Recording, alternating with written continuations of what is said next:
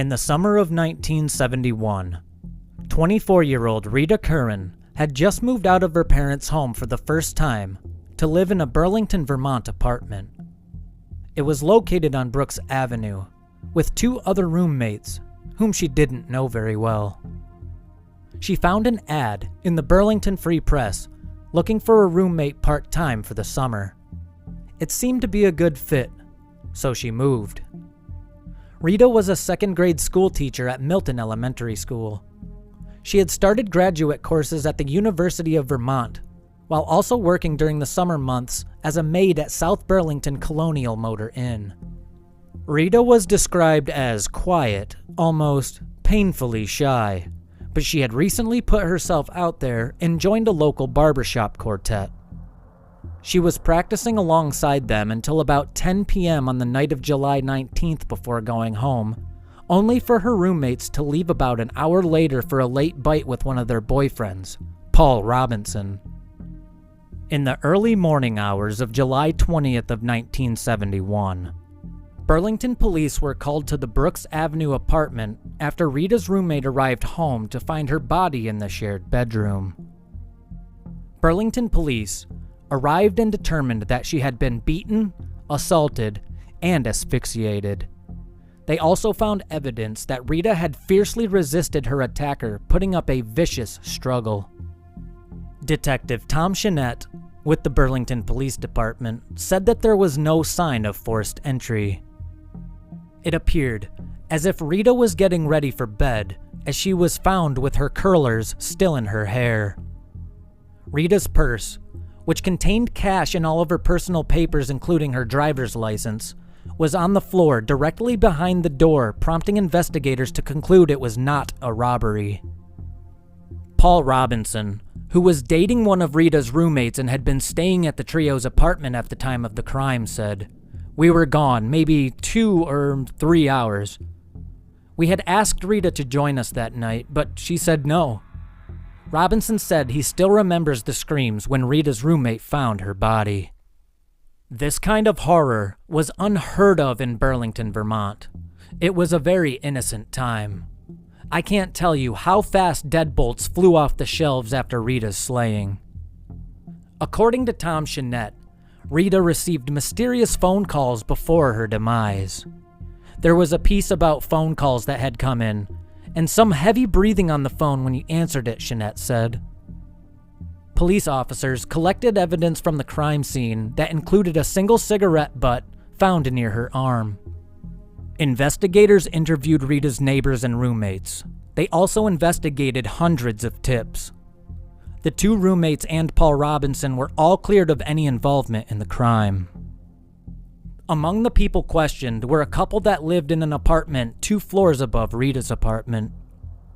The husband, William DeRoos, who had a criminal record, stated that he was in the apartment with his wife all night and they had not heard or seen anything, a statement confirmed by his wife, Michelle DeRoos.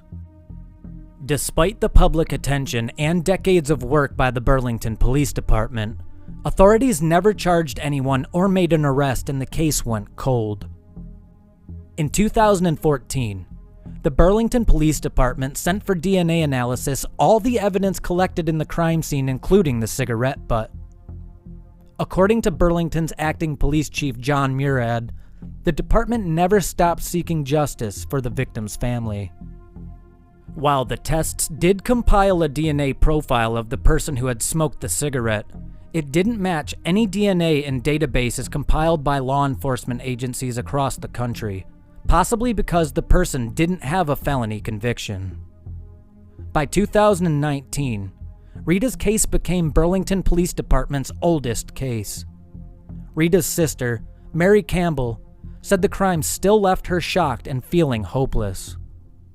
"We don't know any more today, 50 years later, than we knew the day of the crime," said Campbell.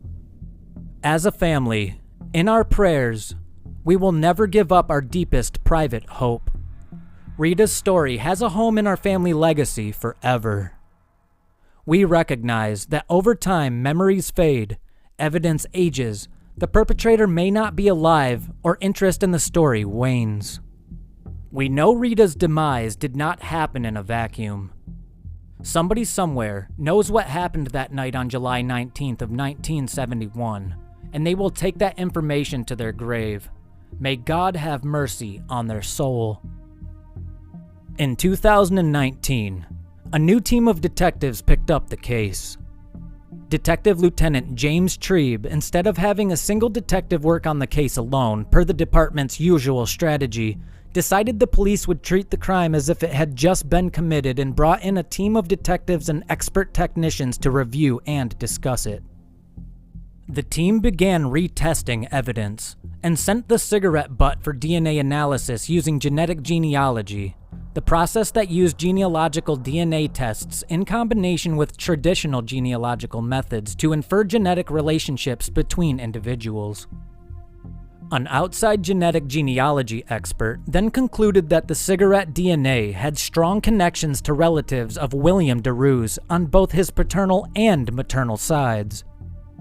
Investigators found a living half-brother of DeRoos, who willingly provided a DNA sample, and his sample bolstered the conclusion that the cigarette DNA belonged to DeRoos. Finally, the DNA left on Rita's ripped housecoat also matched the DNA on the cigarette butt. As the police found out, DeRoos and his wife had left Vermont soon after the crime and separated. At some point in time, DeRoos moved to Thailand where he became a Buddhist monk. Interviewed once again by the police, DeRoos' ex-wife, who'd moved to Eugene, Oregon and changed her name, told investigators she had lied about her husband being with her all night in their apartment. Detective Thomas Chenette, who interviewed her, said he didn't believe she knew her husband had taken Rita's life, but was protecting him because they were newly married and obviously in love and he had a criminal record. It was established that DeRoos, a cigarette smoker, had gotten into an argument with his wife on the evening of July 20th and gone out for a walk to cool off.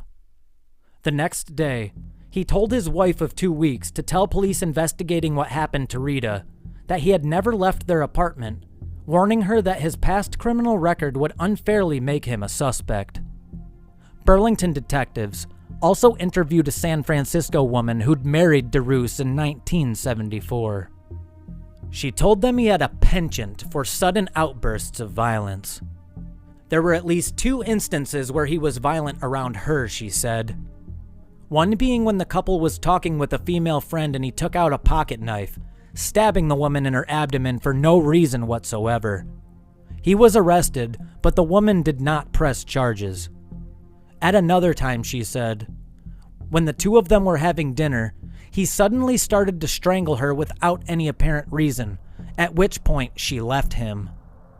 DeRoos passed away in 1983 at a San Francisco hotel from a drug overdose, aged 46 years old.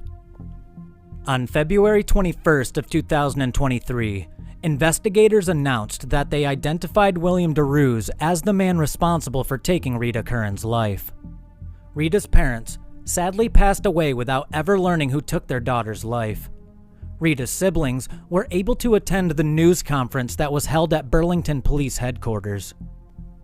Rita's brother, Tom Curran, had this to say: "I don't think so much about the guy who did this as I do about Rita and my parents and what they went through. I pray to Rita and I pray to my parents."